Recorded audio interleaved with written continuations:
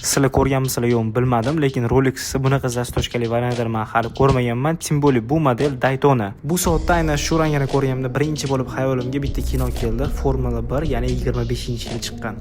Xo'p, bu soatimiz Rolex brendiga tegishli Daytona soatimiz bo'ladi. Soatimizning klassi B kopiya bo'ladi. Xo'p, bu soatimizni yon korpuslariga e'tibor bersanglar, juda ham ingichka qilib ishlangan, qo'lga juda ham qulay. Xo'p, bu soatimizni tashqi dizayni haqida gaplashsak, soatimizning oynalari mineral bo'ladi. Korpus qismlari, yon taraflari, orqalari, zastochkasi metal bo'ladi. Soatning ichida naqd 3 ta funksiyasi bor va hammasi ishlaydi.